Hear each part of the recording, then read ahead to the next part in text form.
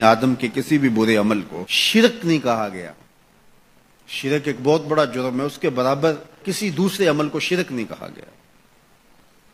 لیکن ریاکاری کو شرک کہا گیا. شرک اصغر ریاکاری ہے، حتیٰ کہ چوری کو بھی، ڈاکے کو بھی، زنا کو بھی، قتل انسانی کو بھی، یہ بڑے بڑے جرم ہیں، لیکن ان کو بھی شرک نہیں کہا گیا. لیکن ریا کو شرک اصغر کہا گیا. یہ چھوٹا شرک ہے، اللہ گوارا ہی نہیں کرتا کہ کوئی عمل کسی اور کے لیے کرے. شرک کی جس طرح معافی نہیں ہے، اسی طرح شرک اصغر جو ہے، اس سے ملوث عمل کسی صورت میں بھی قبول نہیں کیا جائے گا، چاہے وہ کتنا ہی بڑا عمل کیوں نہ ہو. حضرت ابو امامہ الباہلی رضی اللہ تعالی عنہ حضور کی خدمت میں حاضر ہوئے اور عرض کی، یا رسول اللہ صلی اللہ علیہ وسلم، میرے ماں باپ آپ پہ قربان ہوں، میں آپ سے یہ پوچھنا چاہتا ہوں کہ کوئی شخص اپنی جان جیسی متاع عزیز راہ خدا میں وار دیتا ہے، اس سے بڑی قربانی تو کوئی اور نہیں ہو سکتی کہ جان ہی قربان کر دی، اور اس کا مقصد اعلاء کلمت الحق تھا، لیکن ساتھ یہ بات بھی تھی چلو میری ناموری بھی ہو جائے گی، میری بہادری کے جھنڈے بھی لگ جائیں گے، تو کیا اس کو اجر ملے گا؟ تو حضور نے فرمایا فلا شیء لہ، اسے کوئی اجر نہیں ملے گا. تو ابو امامہ الباہلی یہ سمجھے کہ شاید میں جو مقصود تھا وہ حضور سے عرض نہیں کر سکا، تو انہوں نے دوبارہ کہا حضور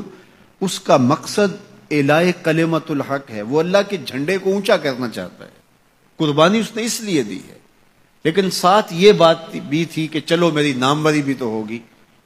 تو حضور نے فرمایا فلا شیء لہ، اسے کوئی اجر نہیں ملے گا. یہ پھر سمجھے شاید میں مقصود بیان نہیں کر سکا، تو پھر عرض کی حضور اعلاء کلمت الحق کے لیے، اللہ کے دین کو غالب کرنے کے لیے، اسلام کے جھنڈے کو اونچا کرنے کے لیے اس نے اپنی جان واری ہے، لیکن ضمن میں یہ بات بھی تھی کہ چلو ساتھ میرا نام بھی تو اونچا ہوگا، میری ناموری اور شہرت کے جھنڈے بھی تو لگیں گے. تیسری مرتبہ جب دہرا کے پوچھا تو حضور نے پھر فرمایا فلا شیء لہ، ابو امامہ اسے کوئی اجر نہیں ملے گا، اور فرمایا اللہ صرف اسی عمل کو قبول کرتا ہے جو صرف اسی کے لیے کیا جائے، صرف اسی عمل کو قبول کرتا ہے. اب ذرا دیکھیے کہ اللہ تعالیٰ جل شانہ کی یہ غیرت ہے کہ وہ اس عمل کو قبول ہی نہیں کرتا جو غیر سے ملوث ہو جائے، وہ صرف اس عمل کو قبول کرتا ہے جو محض اس کے لیے کیا جائے، اور اس کے علاوہ عمل کو شرک اصغر قرار دیا گیا. تو شیطان کی کوشش یہ ہوتی ہے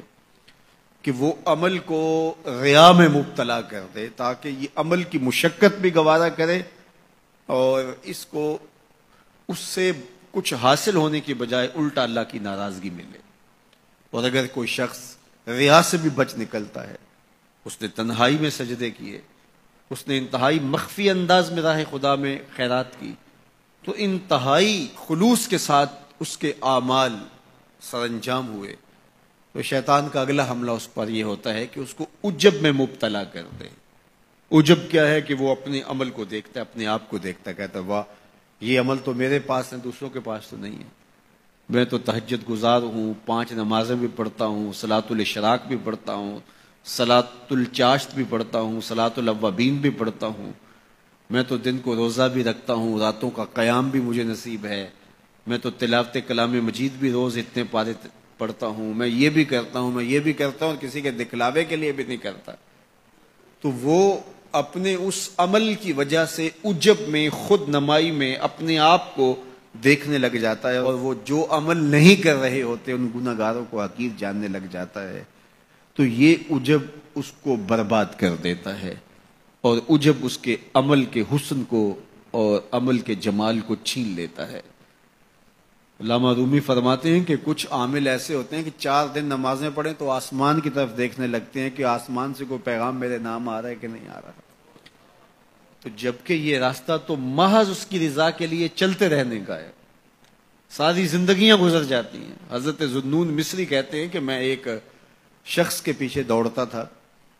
اور وہ فقیر میری طرف نظر اٹھا کر بھی نہیں دیکھتا تھا. تو 40 سال کے بعد ایک دن اس نے میری طرف پلٹ کے دیکھا اور مسکرا کے کہا کہ تم میرے پیچھے پیچھے رہتے ہو، خیر تو ہے. 40 سال کے بعد. تو میں نے کہا کہ میں اس میں اعظم کی تلاش میں ہوں. تو اس نے ہنس کے کہا یہ اتنا سوکھا نہیں ملتا ہے. تو کہا میرے 40 سال بیت گئے اور آج اس نے نظر اٹھا کے دیکھا. ریا کے بعد اگلا مرتبہ شیطان کے لوٹنے کا وہ عجب ہے، وہ اس کے اعمال کو مزین کر کے اس کے سامنے رکھ دیتا ہے اور وہ سمجھتا ہے کہ یہ میرے پاس یہ عمل ہے، اوروں کے پاس نہیں ہے۔ لیکن اللہ کسی کے اعمال کا حجم نہیں دیکھتا، اللہ تعالیٰ جل شانہ بندوں کے عجز کو دیکھتا ہے۔ وہ گناہ جس گناہ کے بعد جو ہے وہ شرمندگی ہو جائے، اس نیکی سے بہتر ہے جس نیکی کے بعد عجب